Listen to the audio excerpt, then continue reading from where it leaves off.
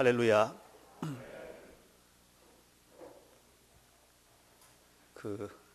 비가 내리면 우리 성도님들이 교회 올 때 좀 불편하겠다는 생각이 들어서 좀 안타깝기는 한데, 저는 개인적으로 비가 오면 참 좋습니다. 제가 우울질 기질이 좀 있을까요? 비가 오는데 왜 좋죠? 비가 막 내릴 때 우리 실만한 물가 카페에 앉아 있으면 되게 행복해요. 네.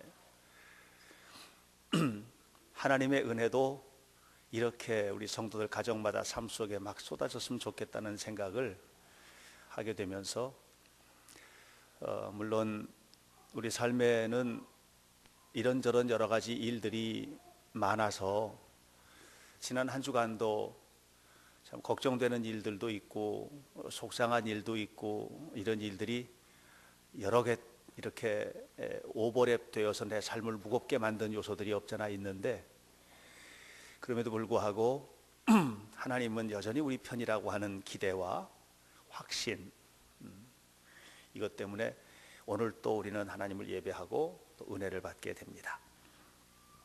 오늘은 특별히 성령 강림절이 시작되는 첫 주일이기도 하고요. 성령 강림절이 시작되는 첫 주일은 교회가 시작된 사건과 맞물려서 매우 의미가 있는 그런 주일입니다. 또 동시에 지금부터 275년 전에 1738년 5월 24일 바로 저녁 9시 15분쯤 전 뜨겁게 성령의 은혜를 경험했던 요한 웨슬레가 영적인 회심을 경험한 그런 날이기도 합니다. 그래서 오늘 우리가 함께 말씀을 나누면서 메마른 우리의 마음에도 성령의 단비가 좀 촉촉히 내렸으면 좋겠고, 또 거친 우리의 인생에도 이렇게 단비가 내리고 나면 또 촉촉해지잖아요. 대지가 그렇게 멋진 삶으로 좀 바뀌어지는 은혜가 임할 수 있기를 소원합니다. 고대 이스라엘에는 정치적으로 매우 독특한 패러다임을 가지고 있었는데, 그것은 왕이 없었다는 거예요. 고대 이스라엘에는 왕이 없었어요. 왜냐하면 하나님이 왕이라고 생각했기 때문이에요. 하나님은 우리의 왕이다. 그러므로 다른 왕이 필요가 없는 거죠. 실제로 하나님은 그 백성들을 아름답게 이끌어 오셨고요. 그 당시 고대 사회의 가장 강력한 왕권, 이 왕정 정치를 가지고 있었던 이집트를 격파하고 430년 동안이나 노예 생활하던 그들을 가나안 땅으로 이끌어내셨습니다. 광야를 지나서 가나안 땅으로 들어가는 이 모든 과정에서 하나님은 그들을 이끄셨어요. 그리고 드디어 가나안 땅에 정착했습니다. 가나안 땅에 정착한 이후에도 주변 나라들이 모두 다 왕을 가지고 있었지만 이스라엘 백성들은 왕이 없었습니다. 왜냐하면 하나님께서 통치하신다는 확신 때문이었습니다. 그래서 사사가 다스렸는데 사사는 하나님의 통치를 대리하는 그런 지도자였습니다. 하나님의 영으로 충만해서 그 백성들을 이끌어가는 지도자였죠. 왕은 지도자가 아닙니다. 지배자죠. 지배자. 지배자와 지도자는 달라요. 교회 안에서 목회자도 지배자가 아니고 지도자고요. 가정 안에서 아버지나 엄마도 건강한 이런 리더십을 가진 그런 어른들이 돼야 돼요. 근데 가정을 지배하는 지배자가 되면 모두가 불행해요. 교회 안에서 우리 장로님이나 또 권사님이나 이 각 역할을 감당하고 있는 선교 회장들도 있고 다 있는데, 재미있게도요, 지도자 되라고 세웠는데 지배자 되는 경향이 있는 경우들도 있어요. 그러면 그런 지배적인 리더십을 갖춘 그런 곳에는 다툼이 끊이지 않아요. 그렇게 될 수밖에 없어요. 사사들은 지도자였습니다. 그런데 세월이 점점 지나면서 이스라엘 백성들에게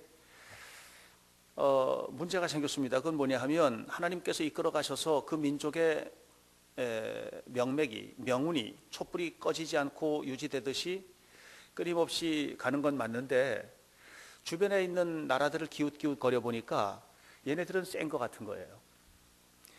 왜 세지? 하고 보니까 왕 때문에 센 것 같은 거예요.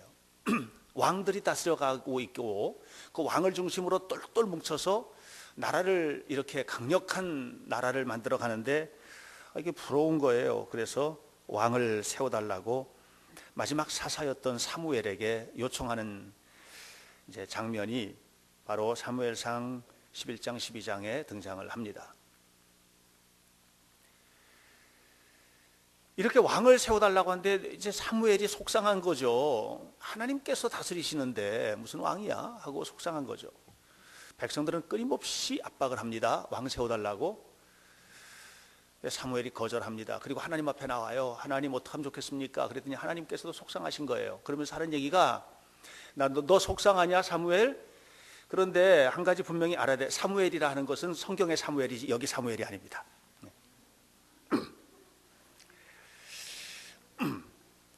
네, 이렇게 이제 조금 풀고 너무 긴장을 하셨어요, 늘.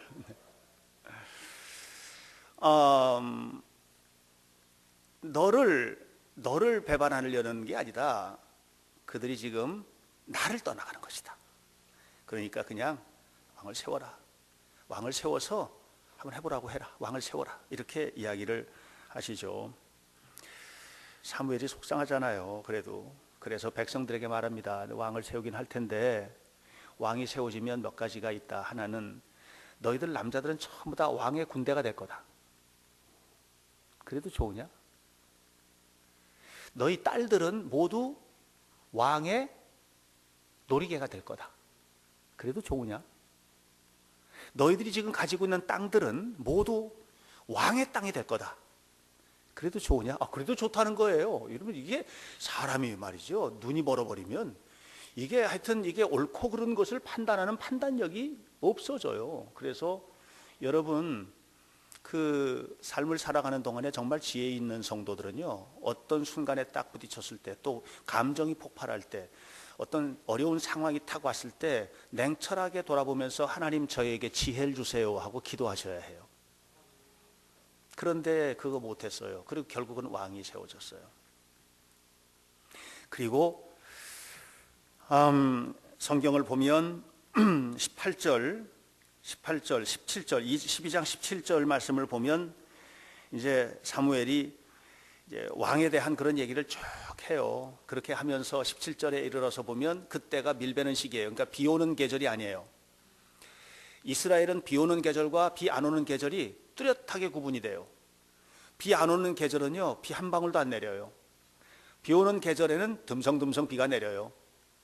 비 안 오는 계절에는 뭘 먹고 자라느냐? 이슬 먹고 자라요. 이슬 먹고 식물들이 그렇게 돼 있어요. 그런데 이 비 안 오는 계절에 갑자기 하늘에 먹구름이 끼고 그리고 우레가 치고 비가 쏟아지기 시작하는 거예요. 백성들이 두렵지요. 그때 사무엘이 백성들에게 이야기합니다. 세 가지 이야기합니다. 첫 번째, 두려워하지 말아라. 그래도 두려워하지 말아라. 여러분 두려워하지 마시기 바랍니다. 사실 지난 주간에도 보면 오늘 우리 진성이가 솔로로 첼로를 했어요. 연주. 근데 소리가 나네요. 굉장히 잘 나요. 너무 잘했어요. 우리 진성이 위해서 박수 한번 해주세요. 어린아이가. 네. 근데 우리 진성이는 저렇게 하면 일어서서 인사를 해야 되는데 엄마한테 그건 못 배운 것 같아요. 예. 저렇게 되면 이제 엄마가 얼마나 가정교육을 못했나 이렇게 이제 되죠. 예. 근데 왜 저렇게 됐냐면 저기 효곤이 있는데 효곤이가 체육 시간에 운동하다가 손목이 부러졌어요. 왼손이 그것도 이게 그 코드 잡고 하는 그 손이 그래서 이렇게 했어요. 그러더니 또 며칠 있다가 우리 저녁 예배 때 드럼 치는 그 누구예요? 승민이가 학교에서 축구하다 골키퍼를 보는데 탁 하는데 공 잡다가 손가락이 부러졌대요. 그래서 오늘 저녁부터 드럼을 들을 수가 없을 거. 누가 다른 사람이 치나 모르겠는데. 우리 상덕군이 일을 하다가 황산이 눈에 튀어가지고서는 큰일 날 뻔한 위기가 또 왔대요. 또 상덕군 아내인 정란이에게도 매우 속상한 일이 또 생기고,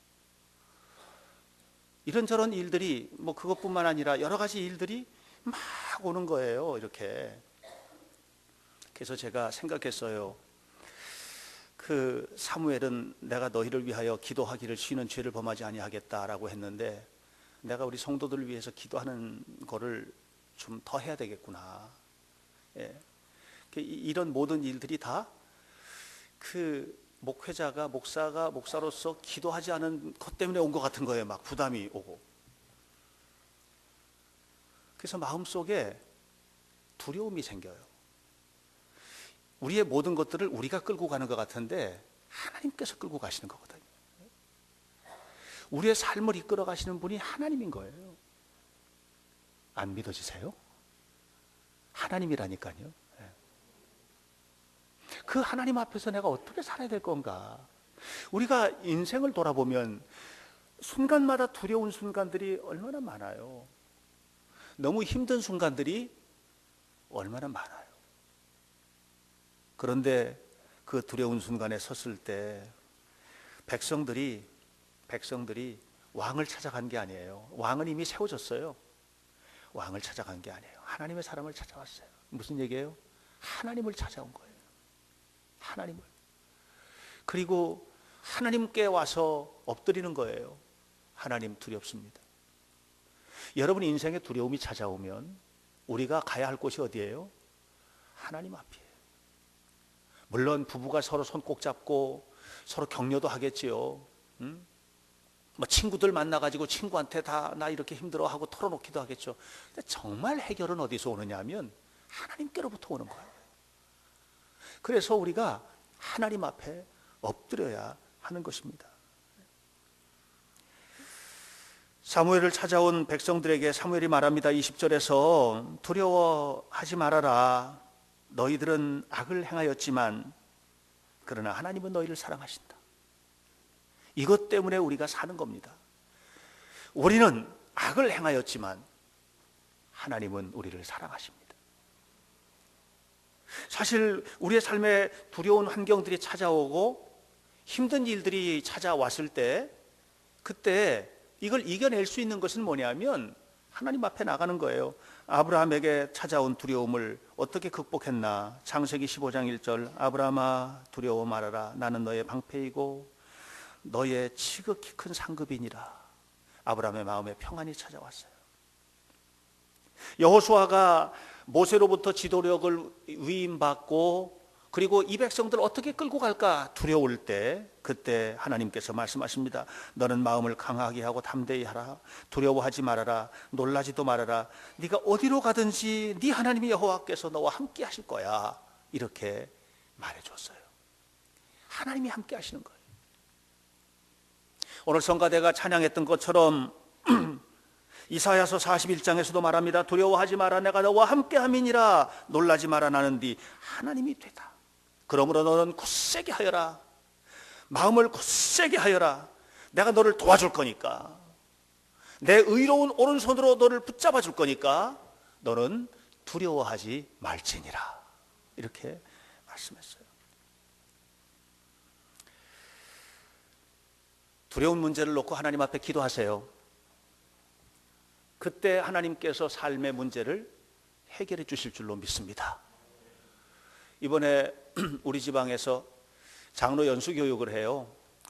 제가 감사되고 난 다음에 장로님들 좀 열심히, 너무 열심히들 봉사하는데 이분들 어떻게 좀 도와줄까 하다가 연수 교육을 해야 되겠다. 근데 연수 교육 그러니까 뭐 그냥 연수 교육 그게 아니고 좀 좋은 곳에 모셔서 편히 쉬게 하고 좋은 강연 듣게 하고 좋은 콘서트 하고 또 함께 토론회 하고 정말 공동체 예배를 드리고 이렇게 하면서 1박 2일을 보내려고 해요. 장소는 미란다 호텔이고요. 그리고 연주회도 아주 굉장히 힐링 콘서트, 요즘에 그 유행이잖아요. 그래서 힐링 콘서트를 하려고 그래요. 이렇게 하는데 늘 걱정이잖아요. 누구를 모셔와야 되나? 어떤 분들을 모셔와야 될까? 그런데 하나님께서 다 연결해 주셨어요.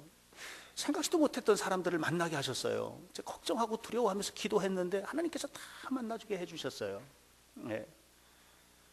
이번에 주제가 교회예요. 교회. 우리가 어떻게 교회를 거룩하게 섬길 것인가. 그래서 교회론에 아주 저명한 교수 한 분이 오셔서 강연하시기로 하셨고, 그 다음에 목회자 중에서는 또 교회 전문가가 한 분 계세요. 박행신 목사라고.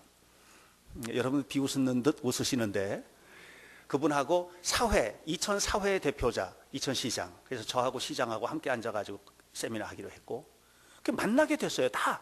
그리고 이렇게 만나가지고 얘기를 나누는데 그냥 너무 죄송합니다. 잘난 척해서 이천 시장이 저의 매력에 그냥 빠졌어요. 네.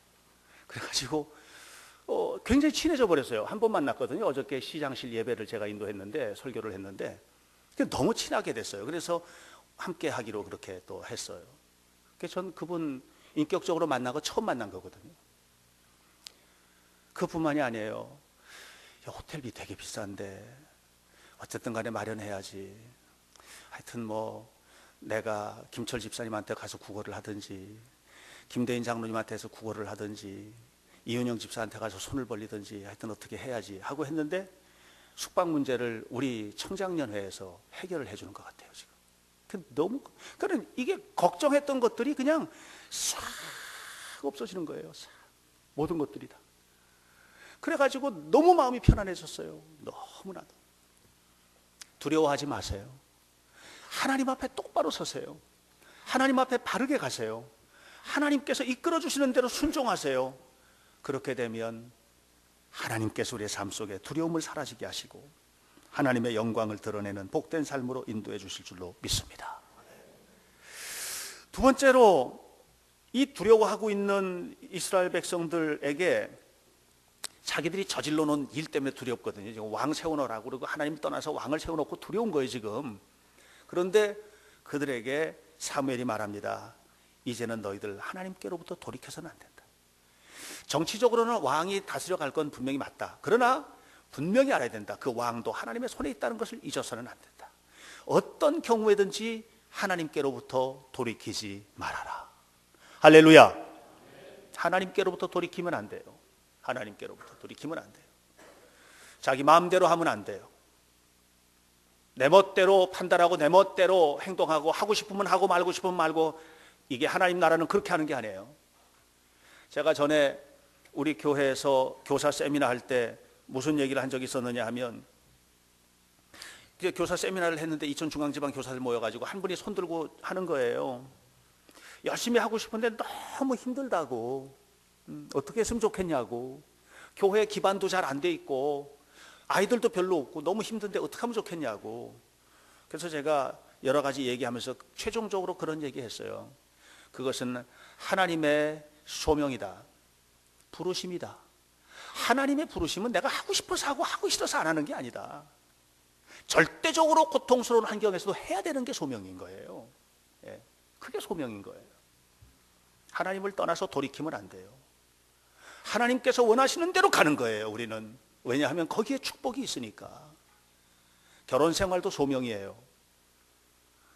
하나님의 부르심으로 남자와 여자가 만나서 결혼을 한 거예요. 그게 그냥 사랑만 가지고 되는 게 아니에요. 하나님께서, 제가 결혼식 할 때 반지 세레모니를 하거든요. 하나님, 이 반지가 이 두 사람에게 왔습니다. 그런데 하나님의 손에서 다시 이들에게 돌아갈 때에는 이젠 이것은 이 사람들에게서 온 것이 아니고 하나님께로부터 온 것임을 깨닫게 하옵소서. 그리고 사랑하게 하옵소서. 그렇게 하고 나눠줍니다. 여러분 아셔야 돼요. 결혼도 소명이에요. 하나님의 부르심의 자리예요. 그 자리가. 근데 그 자리가 잘 유지해 나가려면 절대적으로 필요한 게 있어요. 그것은 사랑이 아니에요. 사랑은 너무 중요하죠. 사랑은. 사랑보다 더 중요한 가치가 있어요. 그게 뭔지 아세요? 용서예요. 결혼은요, 끊임없이 용서해야 되는 자리예요. 서로를 용서하는 거예요. 이해하지 못하고 받아들이기 어려운 순간들이 얼마나 많은지 몰라요. 그걸 끊임없이 용서하고 끊임없이 이해하고 끊임없이 다독이고 그렇게 가야 돼요. 그게 바로 결혼 생활이에요. 그게 뭐예요?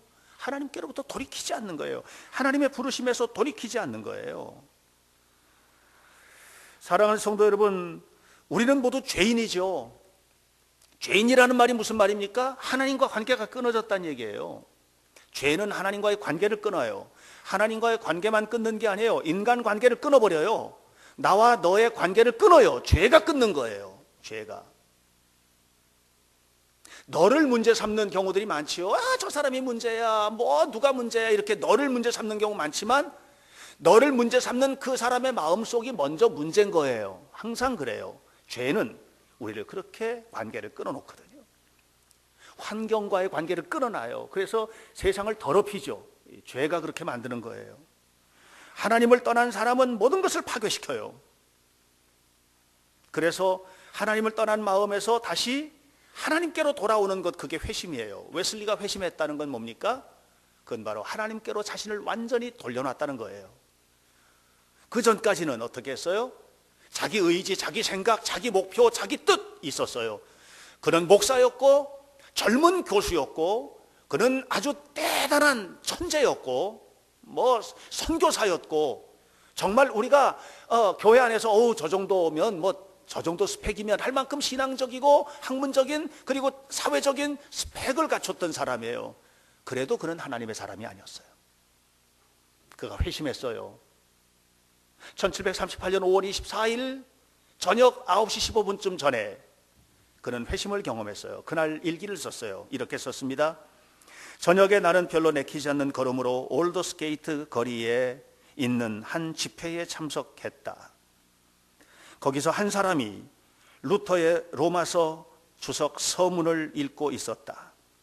9시 15분 전쯤경에 그가 그리스도 안에 있는 믿음을 통하여 하나님께서 마음의 변화를 일으키시는 이 일을 설명하고 있을 때 나는 내 마음이 이상스럽게도 뜨거워짐을 느꼈다. 나는 내가 그리스도를 신뢰하고 있다고 느꼈다. 구원을 위해 다만 그리스도만 믿고 있음과 그 위에서 주께서 나의 죄를, 아니 나 자신까지도 모두 거두어 가시고 나의 죄와 사망의 법에서 나를 건져주셨음을 믿는 확신이 나에게 주어졌다. 할렐루야. 돌이킨 겁니다. 그는 완전한 주님의 사람으로 돌이킨 겁니다. 그는 완전히 돌이켰습니다. 이제는 그는 무거운 마음을 가지고 집회소에 왔지만 그의 마음속은 이상하게 뜨거워진 그 뜨거움으로 돌아 나오게 되었습니다. 새로운 삶을 경험하게 된 것이죠. 그리고 그는 끊임없이 날마다 이 뜨거움을 계속적으로 유지하기 위해서 하나님 앞에 기도했고 헌신하는 삶을 살았던 것입니다. 사랑하는 여러분, 예수 믿는 우리도 세상으로부터 자유로울 수는 없어요. 세상은 우리를 자꾸만 넘어뜨리려고 해요. 우리를 끌어당기려고 해요. 옛사람은 우리를 넘어뜨리려고 해요. 그래서 우리는 지속적인 회심이 필요해요. 오늘도 주님을 만나는 거룩한 만남의 시간이 되어야만 해요. 그래야만 우리는 승리하는 인생을 살 수 있기 때문에 그렇습니다. 그리고 이렇게 하나님을 만난 사람은 돌이킬 수 없죠. 어떻게 세상으로 돌이킨단 말입니까? 어떻게 죄로 돌이킨단 말입니까? 어떻게 분열로 돌이킨단 말입니까? 하나 되게 하신 하나님, 그 하나님의 은혜 속에서 살고 있는 우리가 어떻게 하나됨을 깨트린단 말입니까? 우리는 늘 하나님의 은혜 속에 살게 되는 것이에요. 여러분 모두의 삶이 이렇게 회심의 경험으로 충만하시기를 간절히 축원합니다. 그리고 마지막으로 사무엘이 권면합니다. 절대로 잊어서는 안 될 것이 있다. 그것은 하나님의 은혜다. 여러분, 우리가 주님의 은혜 속에서 살아가는 것, 다시 말하면 하나님의 풍요로운 은혜 속에서 살아가는 것이 행복이에요. 하나님의 은혜 속에서 살아가는 성도들이 되시기를 주의 이름으로 축원합니다. 흔들림이 없는 확신을 갖기 위해서 우리에게 필요한 것은 뭐냐면 이미 내게 베풀어 주셨던 하나님의 은혜를 기억하는 것입니다. 24절에 말합니다. 여호와께서 큰 일을 생각하라. 하나님의 은총을 기억하고 있는 한, 하나님의 은혜를 기억하고 있는 한 우리는 확신을 가지고 살 수 있습니다. 사도 바울은 평생을 큰 확신 속에서 살았습니다. 죽을 위협 속에서도 생명의 주님에 대한 확신을 가졌습니다. 배고픔 속에서도 풍요롭게 하시는 하나님에 대한 확신을 가지고 살았습니다. 병든 속에서도 강건케 하실 하나님에 대한 확신 속에서 살았습니다. 그는 쫓겨가는 속에서도 언제나 그 마음을 평화롭게 은혜롭게 이끌어 가시는 전능하신 하나님에 대한 확신 속에서 살았습니다. 그래서 그는 로마서 8장 38절로 39절에서 이렇게 말했습니다. 내가 확신하노니 사망이나 생명이나 천사들이나 권세자들이나 현재일이나 장래일이나 능력이나 높음이나 깊음이나 다른 어떤 피조물이라도 나를 우리를 우리 주 예수 그리스도 안에 있는 하나님의 사랑에서 결단코 끊을 수 없으리라. 이것이 바울의 확신이었습니다. 사랑하는 여러분, 삶에 두려운 요소가 있습니까? 두려워하지 마십시오. 두려움은 사탄이 가져다주는 선물입니다. 두려움을 간직하고 있는 한 여러분은 두려움 속에서 망할 것입니다. 우리 하나님은 우리에게 평화를 가져다 주십니다. 하나님은 사랑의 주님이십니다. 주님의 사랑을 확신한다면 하나님의 은혜를 잊지 마십시오. 오늘은 웨슬리 회심 275주년 기념주일입니다. 웨슬리가 275년 전에 회심했습니다. 그는 완전히 하나님의 사람으로 살기로 돌이켰습니다. 그러나 그보다 더 중요한 것이 있습니다. 그 중요한 질문은 뭐냐면 나는 과연 회심을 경험했는가의 문제입니다. 내가 만약에 회심을 경험했다면 나는 끊임없이 지속적으로 회심의 삶을 살고 있는가, 계속적인 회심을 경험하고 있는가 하는 것입니다. 사랑하는 여러분, 매 순간 우리는 진실로 하나님의 은혜 속에서 살아가는 삶을 살아야만 합니다. 하나님은 우리를 사랑하십니다. 탕자가 아버지 집을 떠났습니다. 탕자가 아버지 집을 떠났습니다. 허랑방탕하다가 완전히 망했습니다. 완전히 망한 그가 회복되었습니다. 어디서? 아버지 집으로 돌아왔거든요. 그가 아버지 집으로 돌아올 수 있었던 유일한 근거가 뭔 줄 아십니까? 그것은 하나님, 아버지는 나를 사랑한다는 확신이었어요. 하나님은 여러분 사랑하십니다.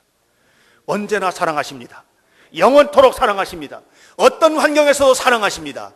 그 하나님의 사랑을 잊지 마십시오. 그리고 마음을 다하여 하나님을 섬기시기를 바랍니다. 그리고 주님의 영이 내 안에 성육신하도록, 주님의 영이 내 마음에 내 심령에 임하실 수 있게끔 여러분 속에 있는 욕심들과 더러운 것들을 끊임없이 퍼내시고 마음을 비워내십시오. 그러면 내 안에 계신 주님의 영이 나를 회심의 은혜 속으로 이끌어 가시고, 회심을 경험한 우리는 하나님의 사랑에 대한 확신을 할 수도 있지 않은 채 하나님과 함께 동행하는 거룩한 삶을 살게 될 것입니다. 여러분 모두에게 하나님의 은혜가 충만한 성령 강림절 되시기를 주의 이름으로 간절히 축원합니다. 기도하겠습니다.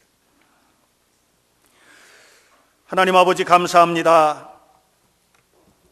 우리의 삶을 통해서 영광 받으시길 원하시는 거룩하신 주님, 이 시간 우리가 우리 하나님의 영광을 드러내며 하나님의 은혜 속에서 살아가는 거룩한 자녀로 살기를 소망하며 주님 앞에 나왔습니다. 이 성령 강림절에 특별히 웨슬리 회심 275주년 기념주일에 나는 과연 회심했는가? 나는 주님의 영이 내 안에 임하도록 하기 위하여 끊임없이 내 안에 있는 더러운 것들과 욕심들과 시기와 분냄과 나라고 하는 이 에고, 나라고 하는 이 존재를 비워내고 있는가? 이 질문 앞에 아멘 할 수 있기를 원합니다. 그리고 주여, 이제는 세상으로 다시 돌이키지 말고 돌아서지 말고 끊임없이 하나님 앞에 서서 하나님과 함께 동행하며 날마다 주님을 향하여 나아가는 거룩하고 복된 자녀들이 되도록 우리 모두의 삶을 복되게 하옵소서. 주 예수 그리스도의 이름으로 기도하옵나이다.